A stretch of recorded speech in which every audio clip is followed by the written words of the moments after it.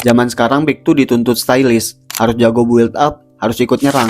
Tapi dulu ada satu back yang cukup jalan ke tengah lapangan aja, striker langsung mikir 2 kali, namanya Nemanja Vidic. Lahir di kota kecil di Serbia, Vidic tumbuh di tengah konflik Yugoslavia. Suara bom dan siren lebih familiar dari suara komentator bola. Di lingkungan yang keras, dia belajar satu hal. Kalau kamu gak keras kepala, kamu bakal patah. Itu yang kebawa ke gaya mainnya. Mulai di Red Star Belgrade, lalu Spartak Moskow, sampai akhirnya 2006 Sir Alex Ferguson bawa dia ke Old Trafford.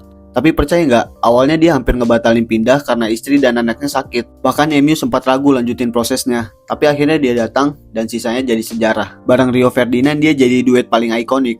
Rio halus, Vidic keras, kayak Yin dan Yang di pertahanan. Tapi Vidic bukan tanpa drama, dia kena kartu merah karena Torres 3 kali. Fernando Torres jadi semacam villain buat dia. Sering banget ngebongkar pertahanannya, sampai fans MU nyebut Torres sebagai mimpi buruknya. Dia pernah juga ribut sama Carlos Tevez setelah si Tevez pindah ke City. Dalam derby panas, Tevez sempat ngejek ke Vidic habis-habisan. Setelah match, dia nyeletuk ke media. Vidic gak sehebat itu, dia cuma nama besar. Tapi Vidic gak bales, gak keluar-keluar. Dia balas di match berikutnya.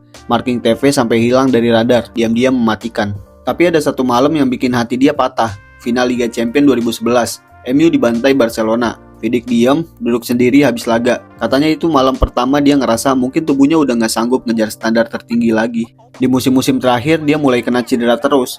Fans mulai nyalahin dia, padahal dia udah main sambil nahan sakit berbulan-bulan. Ketika kontraknya habis, gak ada pesta perpisahan, gak ada standing ovation, dia cuma bilang, saya udah kasih yang saya bisa. Dan jalan pelan keluar Theater Dreams. Vidic bukan back viral, gak ada skill pamer, tapi keberaniannya gak ada filter. Setiap darah yang dia keluarkan di lapangan jadi bukti bahwa jadi tembok itu gak harus keren, cukup tahan banting. Dan mungkin itu kenapa dia gak pernah minta dikenang, karena dia tahu orang yang paling keras di lapangan biasanya yang paling tenang saat dilupakan. Follow akun gue biar lo gak ketinggalan cerita menarik lainnya.